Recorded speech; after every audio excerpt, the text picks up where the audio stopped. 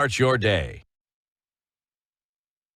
So just this Thursday conversation, we're looking into the legality of the panel of compensation and the rule of law report. It's a lot, but we're going to get into some of that this morning to just kind of understand what all of that means. But to welcome you to the hot seat of the Situation Room first, Dennis is going to tell you which African country he's gone to, and we'd love to get your interpretation of it, the proverb. Yeah, so today we are in Seychelles. The Seychelles people push the economy through tourism because it is an island country with beautiful beaches. And you talk about another thing because they are an island, fishing, tuna fishing specifically is what they do, and that contributes to the country's economy. Next time, perhaps, let's go down to Seychelles and enjoy what they have to offer. But let's go to our proverb today. And you, being an advocate of the High Court, there's one thing that always comes through: teamwork. And the Seychelles people are telling you teamwork works. How would you interpret that? I think it's about synergy. Mm-hmm. Synergy means the sum of the independent parts is more than the individual sum of the parts. So if you have A plus B, the total is A plus B plus X. That is synergy. So teamwork means you're able to bring people together, and what they can accomplish together is more than what each would have accomplished individually. And I think in all circles of professional life and even social life, synergy is the fruit of teamwork. When each person is able to do their own, but they collaborate, the other person is able to bring out something better in you, and you're also able to bring out something better in the other person. Synergy. A plus B plus X. The square root of AB. I think Wakili, one of the subjects I hated in high school, and I think it was the first one, integers. You It was don't like called it? You know integers? Oh, yes. Integers was 1, 2, 3, Yes. whole numbers. Whole numbers. One Yes. on the Formulas. number line. Yes. Formulas. Clearly, like math them. was not your forte. But I know how to count money. You know how to count. That's that one the you most can count. important thing. Well done. And you can count your hours of rest. All right. There are many things buzzing, and we're looking into the legal aspect of things this morning. And one of those is the compensation task force that has been set up. We're going to be looking into the legality of it and what exactly it does then mean. But then also, yesterday, what was released was the Rule of Law Kenya report that came out on Katiba Day, and it was done by LexServe. Yes. And in terms of what the rule of law situation in the country actually is. The overview of that report, from what we see, is that it was a product of legal analysis. It was comparative regional assessment, human-centered evaluation. Its purpose was not merely to challenge, but to inspire urgent practical reforms that bridge the gap between constitutional ideals and lived realities. So giving already life to this idea that there's the aspiration of the Constitution, but then there are also realities that Kenya currently lives on. And all of this is hinged together by a hope that the aspiration will become a reality. And because there is the hope, that means it has not been done yet. So the report is hoping that certain things will happen. Yes. From this perspective, tell us, because we will then segue from that into now this task force and compensation business. Okay. But what the rule of law looks like, because it essentially is constitutionalism, and we are now celebrating Kenya at 15 with a new constitution. So it would appear as though, in terms of the rule of law, there is no satisfaction. Is that the case? Indeed. In fact, the composite score in that rule of law report is about 53%, which is barely a pass mark. And two of the main sources in coming up with the Kenya rule of law report by the LexServe Trust, which I happen to chair, was the World Justice Project. They do a global rule of law report, which is comparative with data from different countries. And last year, the East African Law Society published East African Law Society Rule of Law report for the East African countries. And this was the second edition that they published, and for the first time, they included an index which means they are trying to measure the performance of the different East African countries. So using those sources and other sources locally, we were able to see how the rule of law stands in Kenya today. And we used 7 key indicators to look at the rule of law. The first is the question of open government, which means how much does governance, is it transparent and accountable to the people? And this is one of the areas where the government of Kenya scores, you could say, fairly, because of the progress in issues like public participation and so on. There's still room for improvement because important issues like, say, Adani, standard gauge railway, the contracts tend to be hidden from the people using things like government-to-government contracting. So on that score, Kenya scored a 60%. And then you have access to justice, which is the second score. This relates to judiciary processes, relates to processes of getting justice even through alternative dispute resolution. And here the big challenge that Kenya has, despite the advances over the last 15 years after we got a new constitution, is delays and also corruption associated with the process of seeking justice in the courts or other forums, even police stations, the whole value chain of justice that begins when you report an alleged offense to the police station, if it is criminal or if it is civil, when you seek redress, if it is administrative, there are various other forums. Kenya also scores about 60%, which is fair because the new constitution has broadened the number of organs that you can go to seek redress. Then we have government powers. This is how the government exercises its powers. And again, there have been tremendous constraints on government power institutionally in the new constitution. But there have been several shortcomings. We've seen sometimes you could even call it collusion between the executive and the legislature. We've seen the government ignoring reports of constitutional commissions and so on. So this was a fairly, could say, generous score to give government 60% here.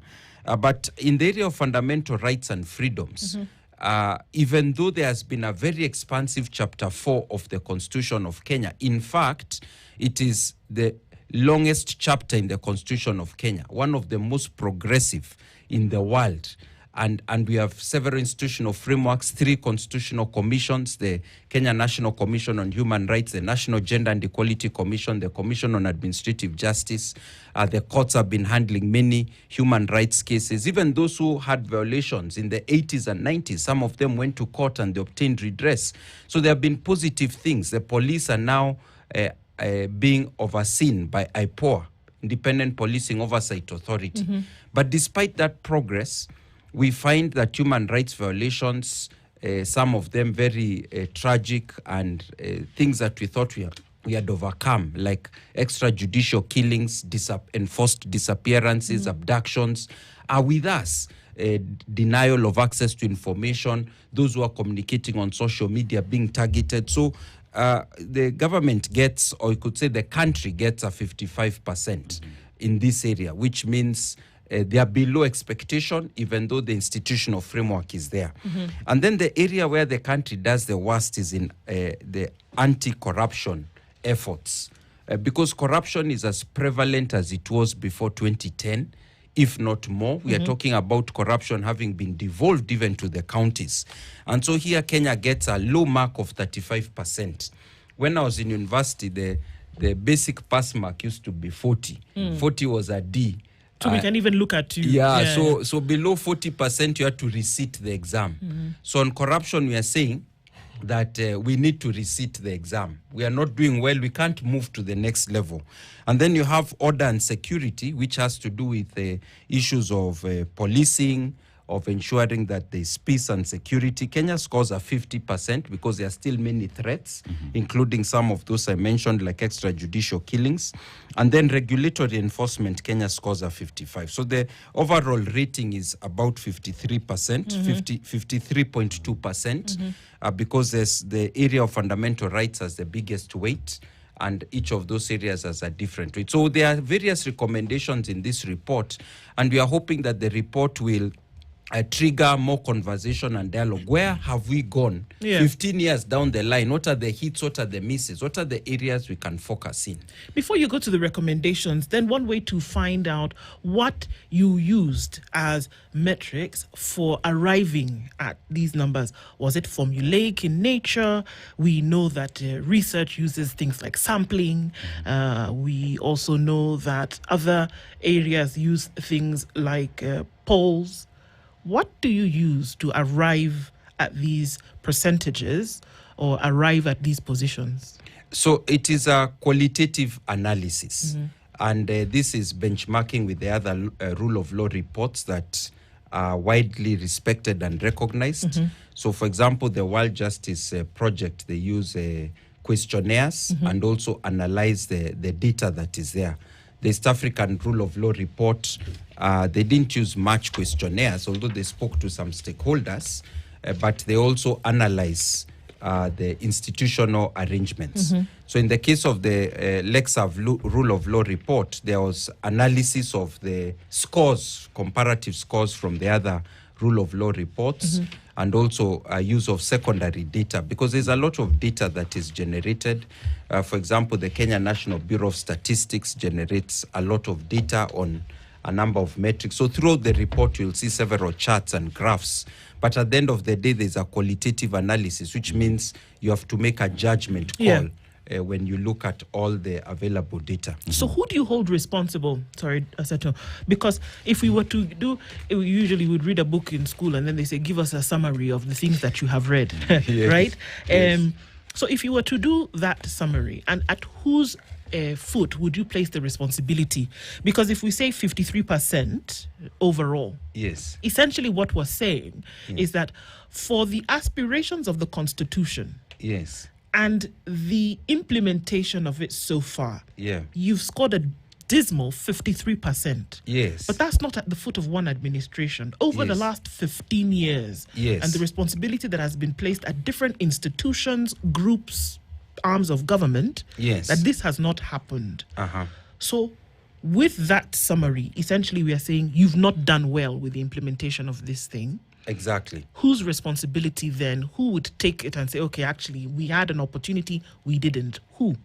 So that's an interesting question. And to answer your question, I'll say that there is a dynamic approach that our Constitution takes in Article 10 as well as in Chapter 4. Article 10 is the one that talks of national values and principles of governance. When read together with Article 1 that talks of sovereignty, it starts by saying that sovereignty belongs to the people. And the national values include public participation, accountability. Every person is required to engage in this.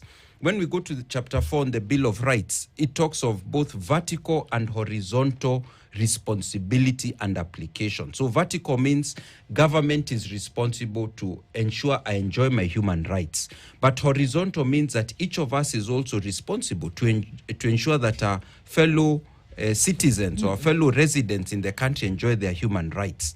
So we can't all escape responsibility and say it's just the government. Of course, our primary role as citizens is to elect a government that we believe will implement the Constitution. And of course, there are leadership structures whereby we've also distributed power. It's not all with the president or with parliament. We have constitutional commissions. We have other organs, even arms of government. We have levels of government like county government. So not all power is at the national government.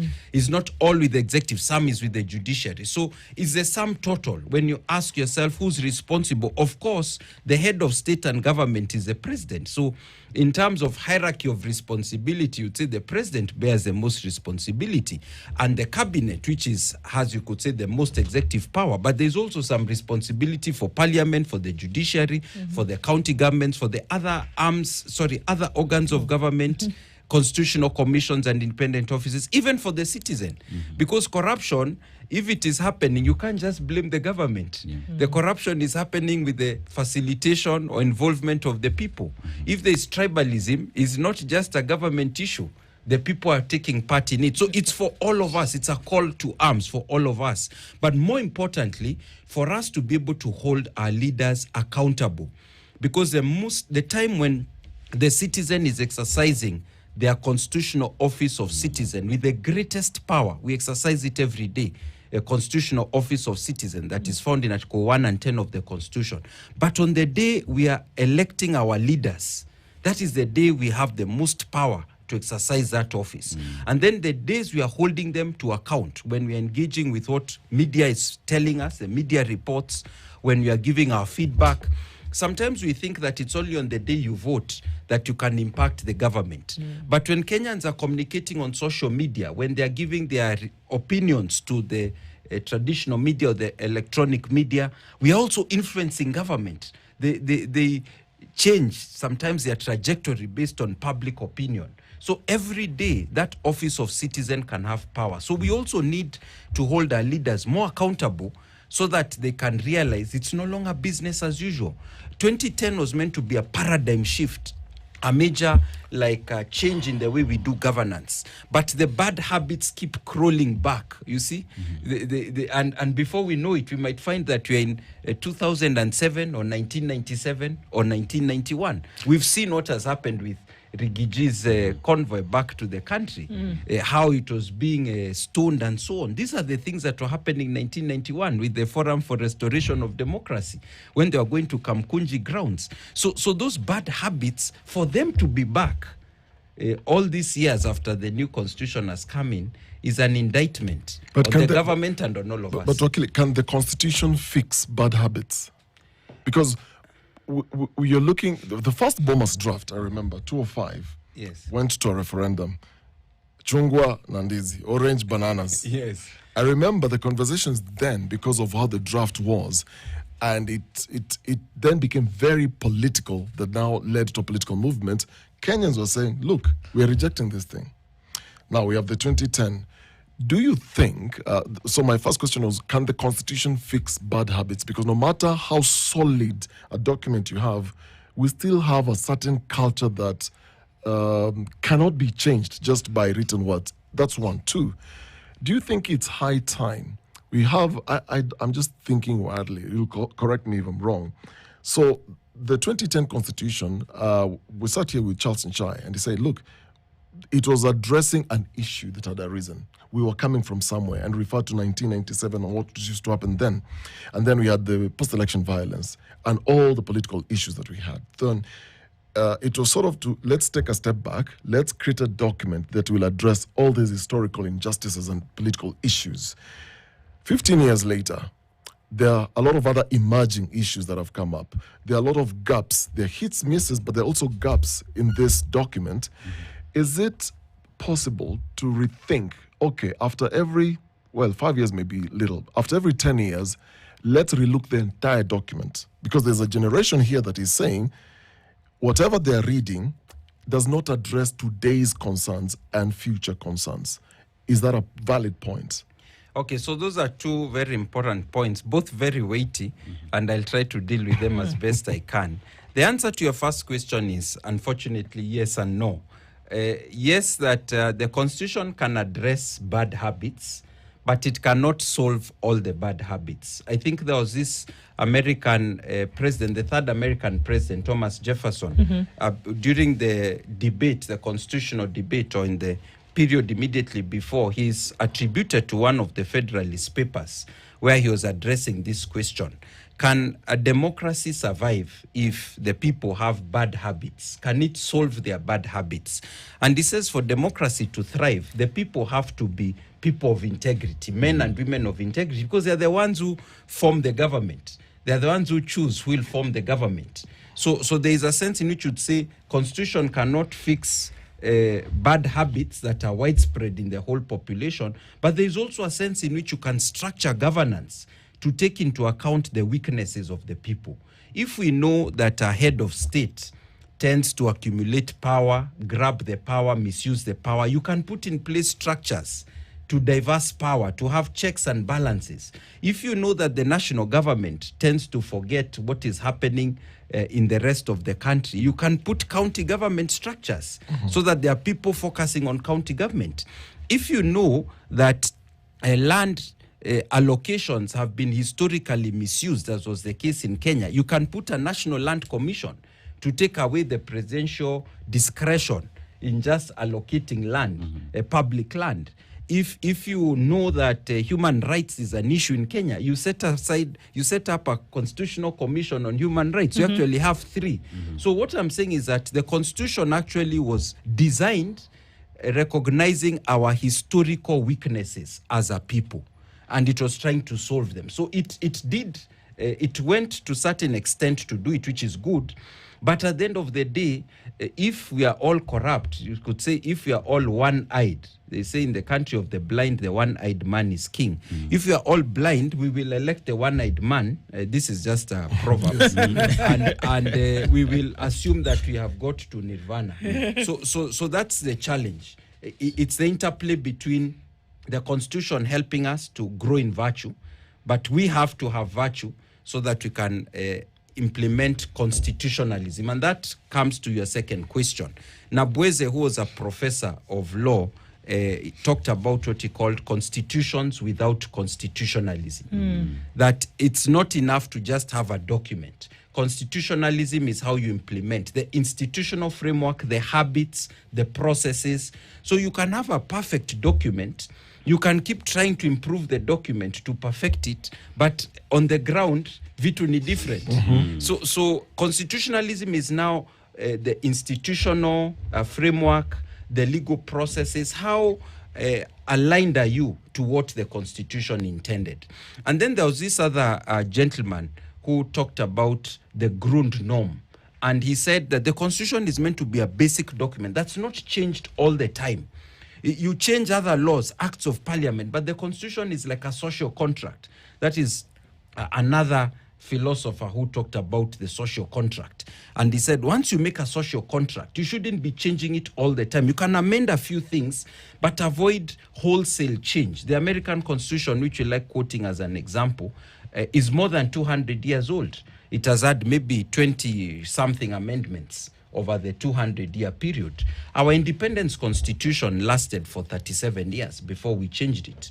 And we cannot start overhauling a constitution within 15 years. But because the constitution is not perfect, it's a human document, there are some gaps, there are some weaknesses, you can do some small amendments. And our history is that when you open the constitution to major amendments, then politicians and people with self-interest, I'm not saying it's only politicians, anyone with self-interest can just come and take advantage of the opportunity to change what was a consensus document. Do you remember how much time we spent debating whether we'll have parliamentary, presidential, or hybrid system? Yes.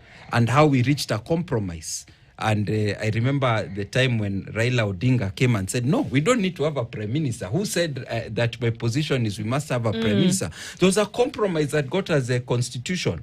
So now, to go back to that whole contestation about the system of government, should we bring back assistant ministers that we removed from our cabinet, from our constitution and from the cabinet, is like going backwards. It's like before you truly implemented the constitution, you already started saying, let's change it. But isn't that where we're heading with the current conversation now, politically speaking? Yeah, so for me, I've always thought that there are aspects of the constitution that may need to be changed. Honestly, even in 2010, I was a part of the no side of the constitution because I had concerns with a few provisions. And I think as Kenyans, we said, let's first implement the constitution for 5 years, see where the shoe is pinching before we decide that the shoe doesn't fit very well.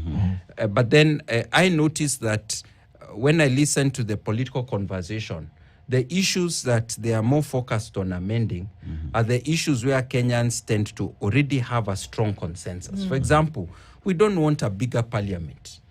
We already think 290 elective constituencies with the other 47 women MPs already is big enough for the National Assembly. True. We think the Senate is big enough. When you listen to MPs, that's one of the things they want to change. They want to increase the number of constituencies because they are concerned about the implications of the population census on boundary delimitation and the fact that some of them might lose, in quotes, their constituencies because some counties will have fewer constituencies than others. You see?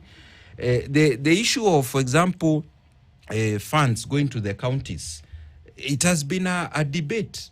and there's a minimum of 15%, we don't even need an amendment, assuming you want to increase the allocation to 20%. The Constitution says minimum. But you can see every time the counties are trying to get more money through the Council of Governors or through the Senate, there's pushback from the Treasury. So I have looked at some of the areas where they want to amend. They want to now bring Office of Prime Minister back. And yet they are not changing the system of government from presidential to parliamentary. It's like a bastardized outcome that they are looking for, just to have more, you could say, seats or positions for the boys and the girls. These days is the boys and the girls. Yes. So I think there's room for legitimate constitutional amendments, but we have to be cautious that the constitutional moment is not hijacked by those who want to undo the compromise that was to favor good governance. So MPs want to have CDF entrenched in the constitution. This surprisingly is one of the areas where I see on the ground the people find CDF helping them. CDF is actually popular on the ground. Yes. It's unpopular with us, you could say the governance elite, who believe it is not aligned to the structure of the constitution. But on the ground, it's popular. And the Supreme Court has said CDF is unconstitutional for whatever reason.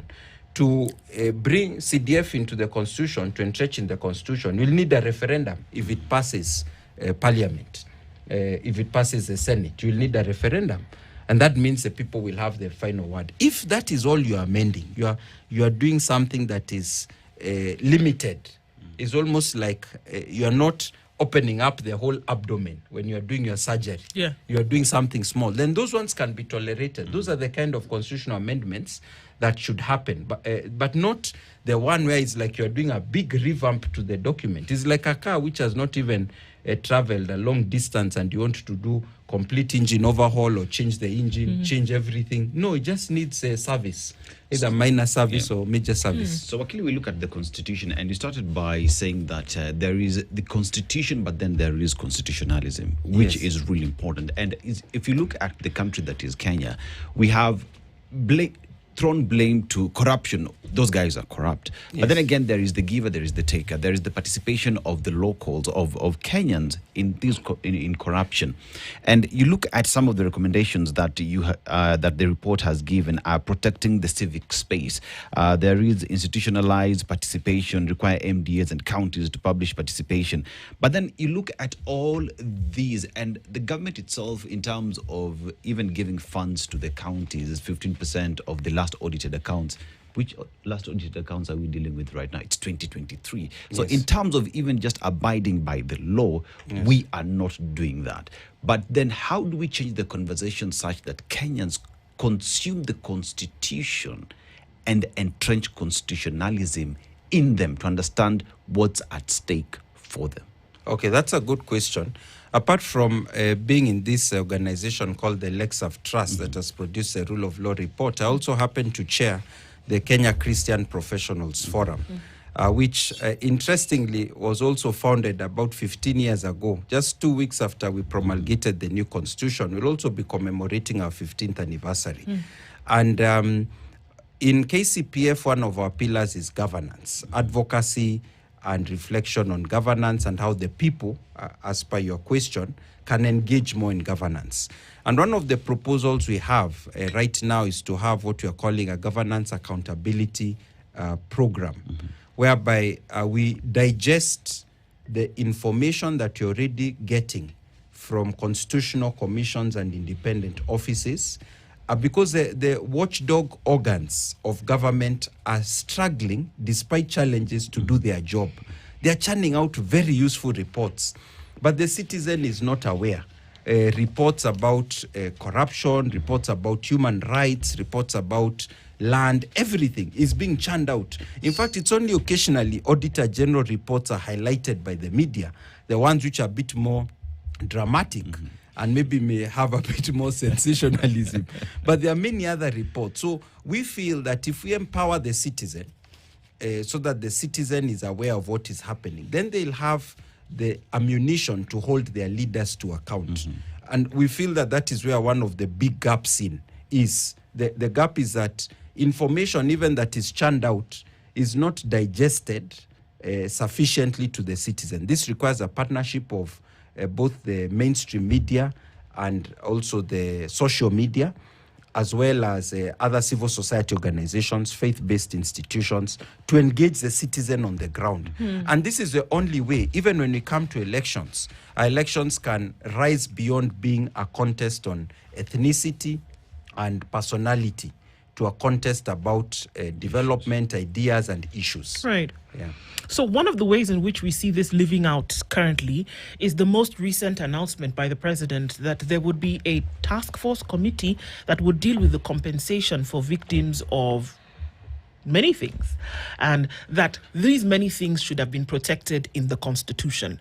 The safeguarding of human rights, for example, the right to life, the right to then be able to be protected by the country. When we look at different protectionist strategies that the government uses, had that stood in place when people were shot during protests, when people were disappeared without any kind of reason, when people again were disappeared and were failed, and the system failed to bring them before a court to level any charges against them. Another thing that is recommended, not even recommended or suggested, demanded of by the Constitution. And that these things haven't happened, and that Kenyans are up in arms because those constitutional provisions have been abrogated. That is clear. But they've not been addressed. How we want to address them now is by a compensation committee that will then say, and from what we assume, we don't even know what it's going to be, we assume that it's going to be a monetary compensation, that some amount of money will be given to the family of a daughter who was killed, or a son who was shot, or a husband who never came home. That this will happen. So before we even start to look at the details and what the law requires to be done, does this first of all constitutionally make sense to have a committee of this nature to address those issues before we even look at the wheretofores? That's a very profound question, because it has been an issue of contestation in legal circles in the last few days. And I've been in debates with some of my colleagues, or discussions, some of my legal colleagues on this particular issue. So first of all, let me tell you what are the positions that are being taken on the topic. There are those who feel that our principal institutional framework in the Constitution to address compensation is the Kenya National Commission on Human Rights, as well as processes beginning with the police, the Director of Public Prosecution, and the judiciary, so that you assign responsibility or liability, and then in terms of compensation, you do investigation, you present it to the court for assessment of damages. So there are some people who feel that this task force that has been set aside pursuant to a presidential proclamation that there have been human rights violations in the course of protests is undermining the integrity of existing institutional arrangements. There is another group also of lawyers who believe that we are nitpicking when we start making these statements. Because under Article 131 of the Constitution and Article 132, the President has been given several roles and functions, including to safeguard human rights and fundamental freedoms and secure the rule of law. And that the President also has a role in the human rights, you could say, architecture. And that if the President decides to establish a team of advisors as a task force to assist him expedite the process of compensation, then that is something that should be celebrated, because the outcome is that the victims might have to wait 2-3 years for the normal processes to take place, and who knows whether they will even succeed. So my own view of the matter is that we need to have a balance, because I have listened very carefully to those who have said, let's follow the existing institutional arrangements. And I have not seen the light at the end of the tunnel. I have not seen on what day will that victim of abduction, torture, or the family whose son or daughter was killed, when will they get compensation? I've not seen it. On the other hand, I also acknowledge that if you just allow the president to do anything and everything he wants, there is a danger.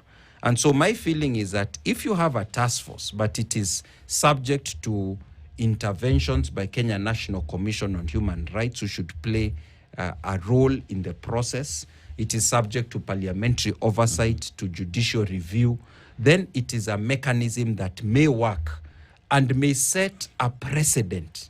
Because you see, what is very important for me is that there is a precedent, so that those who are victims in maybe 2017, who are victims in 2012, can also get compensation. Of course, there are some who are saying, why are you discriminating and now focusing only the people who were victimized in the last 2 years? I was in a discussion with someone who said, but we've had victims since 1963. Sure. And I think my own response to that was to say, surely, if we are going to treat these people the way we treat pending bills of government, where you say verify, and then it takes 10 years, there's no budget, then at least let's compensate these ones, and that creates a precedent for future compensation. So there's something called complementary mechanism. Complementary means the moment you follow one route, it doesn't forgo or forestall, it doesn't exclude your ability to follow another route. So you can get the compensation by the executive, and if you want to seek review for additional compensation, or you want criminal liability and there's a criminal investigation, it doesn't stop those processes. So my own view after listening to the various sides of the argument is that I would prefer if we give a chance to the task force to see what they are going to do. There could be some amendments to the institutional arrangements, especially to secure a stronger role for the Kenya National Commission on Human Rights. But let's give them a chance. If we can get compensation within 3 months for these people, we judge the process as well as the outcome. Wakili, there are those who look at it from a different perspective, that the fact that there is a task force that has been put in place to look at these, in a way, is admittance by the government that there is an illegality that took place. The government is admitting, fine, there are people who died in the hands of police, and we agree that that happened.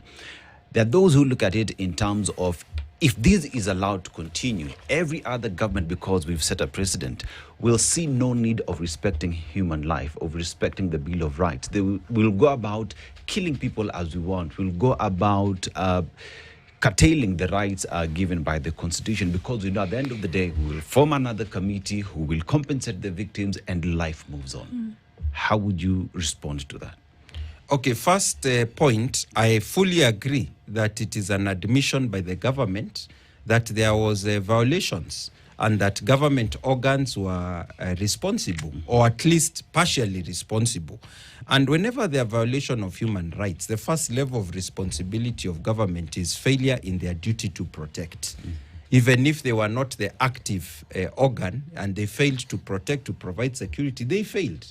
I remember many years back when I was a younger lawyer representing a client who was suing the Nairobi City Council, as it then was, because this client was walking and fell into a manhole. They didn't have a manhole cover. It was not City Hall that removed the manhole cover, but the fact that they failed to ensure the streets were safe. We sued City Hall. So that was failure in their duty to make the streets safe. So that is the first level of responsibility, and nobody questions that government is responsible for failure in their duty to protect. The second is the active perpetrator who perpetrated, and there is this principle of the line of command. Can you attribute responsibility up the line of command? And this, of course, would require more investigation to determine what happened. And it may be, and probably is so, that there were agents of government who were involved in these unlawful actions, and we need to find who they were and to hold them responsible. But even if it was one agent of government, the entire government is responsible, so they need to protect. So that's the answer to the first question. The government is accepting liability, and that is true. In fact, it is very good that they accept liability. The worst thing would be if they keep denying liability while we also with our eyes what happened. The second issue is whether this will be a blank check to future governments to violate human rights. Let me put it this way. If my human rights have been violated, or even if it is just civil, since I'm a lawyer, my time is spent representing people in court. Somebody has breached a contract. Somebody has committed a tort, which is like negligence or accident against me. I seek compensation against them because I'm a victim. In my process of seeking compensation, you can't say, no, if they compensate you, you'll be giving an open door check for them to breach future contracts. In fact, there's a mechanism in law that is called aggravated and even exemplary damages, whereby to make that person not do it again, when the court gives compensation, sometimes it enhances the compensation so that the person feels the pain, and in future they will think twice about doing it. But you can't stop me from being compensated out of fear that in future someone else will come for compensation. I'm a victim. I need to be compensated today. So it's true.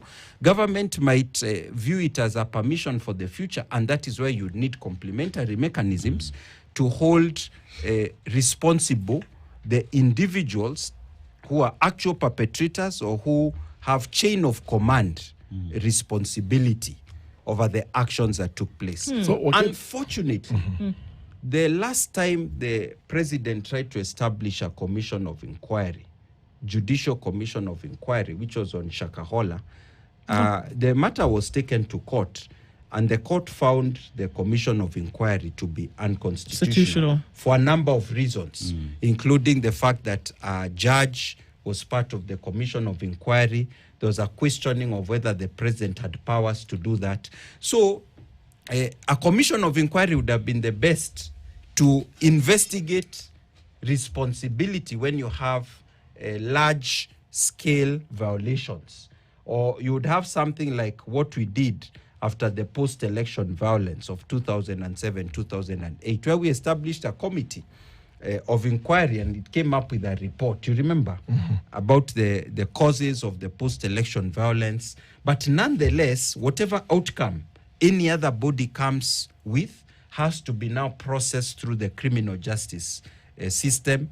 The police take the complaint, investigate further, ensure that they have evidence beyond reasonable doubt against certain suspects, take it to the DPP. The DPP arranges it, takes it to the court, then there's a judicial trial, because the right to fair hearing applies to everyone. But okay, there lies the problem. I mean, I'm hearing what you're saying, and in principle, that is ideally what should happen. Yes. And that is what must happen. But let's look at the Kenya reality. The Kenyan reality is, there's somebody who said, if you want to cook ugali, you don't start by putting flour first. Then stir the flour, then add the water. You add the water, let the water boil, then add flour, then start stirring and make the ugali. In our case here, we are jumping the gun and saying, look, you were shot or you lost your son, so let me pay you for the death of your son. There is no element of goodwill to say, I'm taking responsibility, because even in this case, there's no admission that we are admitting we are responsible. There's nothing like that. It almost appears that the semblance of saying I'm going to pay you is saying I'm admitting that there's something wrong, but they're not outrightly saying that right from the top. In this case, there needs to be accountability. Who shot my son or my daughter? Let's establish that first. By the time you're even having discussions, or they can actually be parallel, have this conversation around compensation, but at the same time, you start seeing the wheels of justice spinning against the perpetrators of this. Now, when we talk about a commission of inquiry, in the history of this country, I'm not old, I'm young, but in my I've remembered several commission of inquiries in questionable accidents that feature prominent people, injustices of mass scale like this one, and a report is tabled.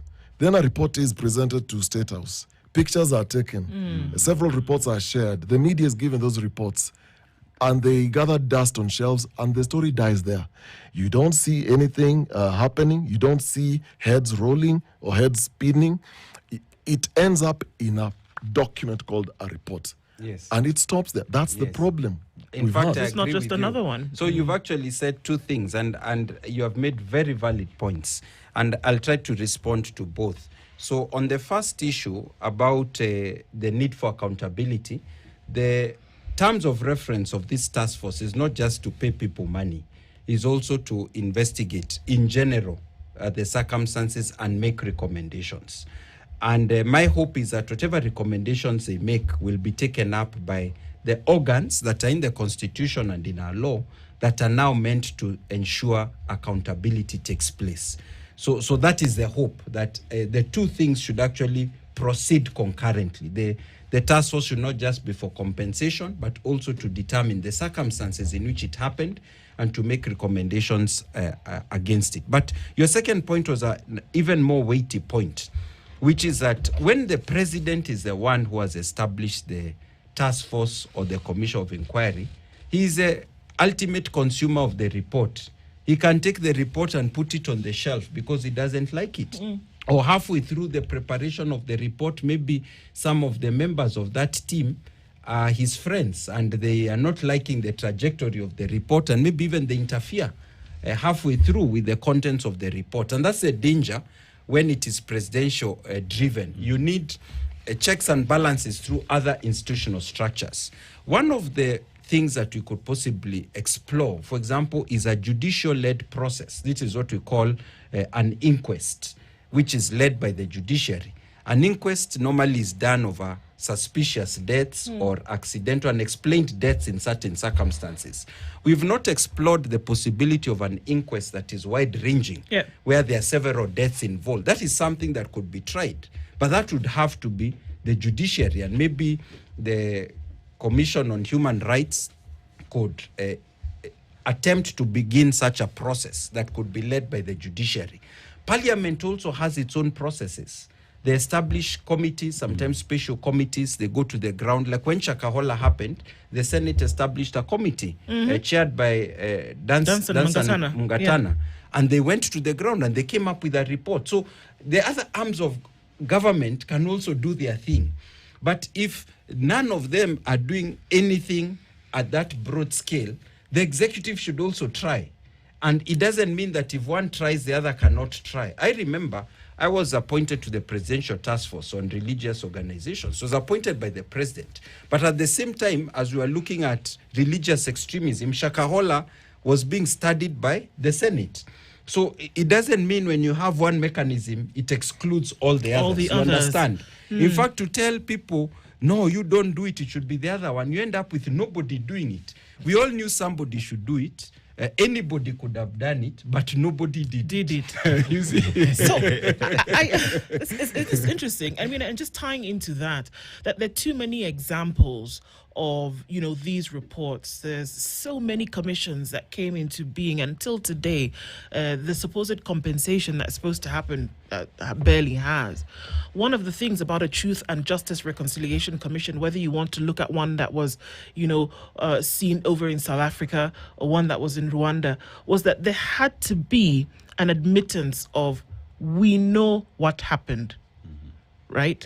And that is how true restoration then started. Nobody's saying it was going to be complete. But I want to come back to one of the bodies that you talked about, the Kenya Human Rights, the Kenya National Human Rights Commission. National Commission on Human Rights. Why not use that body? Because this is what they do anyway. Why not use that body as opposed to now forming another task force, another committee to start to deliberate all over again? Why not use the folks whose job it is anyway to do this? I actually spoke to a senior officer, the Kenya National Commission on Human Rights, very recently. And I asked him a question about this task force. And one of the things that I learned from them is they have concerns about institutional support, including resources, finances, so that they can increase their capacity, expand, and have effective offices all over the country. So, of course, they don't have the level of support that they need to have. And actions like this one of establishing complementary mechanisms may actually contribute to undermining even their own institutional strength. Absolutely. It's like You're saying they can't do their job. Yes, it's like in 1964 when our founding president Jomo Kenyatta was not happy with the structure of federalism or majimbo. He engineered a mechanism of denying them funds and resources so that a few years later he could say that the majimbo system was not working, and everyone then abandoned it. So it was not working because it was deliberately made not to work. So you are right that the more we establish other mechanisms, the more it allows us, in quotes, to deny the existing institutional frameworks of the resources, the support they need to do the job independently. However, we also need to realize that realpolitik means that sometimes when you get the door slightly ajar by the people in the executive, you take advantage of the opportunity. And get in the door. So you get in. Because if you then slam the door shut, the other one will not open. So that's the idea of complementarity. Use all angles that you can to try and get redress for the victims. As well, one important aspect would be, as we deal with all these complementing institutions, there's the need to embed the command responsibility so as to ensure those with the responsibility protect their bases so that we don't find ourselves in this position. How critical is that? Yeah, the doctrine of command responsibility, which has been explored at the International Criminal Court, or ICC. You remember one of the Kenyans in the Kenya case who was charged at ICC was head of police and was claimed to have been responsible. Of course, the cases were eventually dismissed. But that is a doctrine that has been discussed in international law forums. In Kenya, we also have the International Crimes Act, which domesticates the Rome Statute. So the doctrine of command responsibility needs to be explored more in Kenya. And I believe it is the way to go. When you find senior people in the police service or in the Ministry of Interior giving orders that are patently unconstitutional, like shoot to kill, which seems to be beyond even the police standing guidelines or the force guidelines, then there has to be some element of command responsibility that comes into play. But I also have to remind the listeners that one of the very important provisions in Kenya, in fact, it is a provision that cannot be limited or derogated from, is Article 50, the right to a fair trial. It's part of the right to a fair hearing. And you cannot derogate from it. So even that person who you claim has command responsibility has to be given their day in court. And you have to come with evidence beyond reasonable doubt. You cannot eliminate that process and just find the person guilty. And they will have their defense. And you'll need to come up with a strong case against them. And probably it requires strong institutions. Maybe an institution that, like the Law Society of Kenya, can collaborate with the Kenya National Commission on Human Rights to initiate this kind of process. Because these are institutions that have a fair amount of independence from the government players who may be responsible under the doctrine of command responsibility. So there's a lot to be done, but it is not something that will be done easily or will take a short period of time. All right. This is it. And this is, honestly, Wakili, I wish you would come more often. And I know that you're wrapped up in a lot of this all the time, but for us to be able to unfold and unpack a lot of these things is absolutely necessary. Learning, but at the same time, keeping the conversations front and center. It'll be interesting to see what happens in the coming days. 53% is not a good mark, coming back to that LACSEV report, but maybe Kenya will get towards, higher percentages. But then obviously we see these playing out again in the committees, like things we've talked about today. So for us to all be involved in constitutionalism, I guess, is the point that we're all striving for. And that's a long-winded way of saying thank you for being here this morning. And we're looking forward to more conversations with you. Asante sana. It was my pleasure. And my parting shot is the constitutional office of the citizen. Let's take it seriously. Because at the end of the day, the constitution is structured so that sovereignty begins with and ends with the people. Indeed. Good morning at 9:07. This is the Situation Room, the only way to start your day.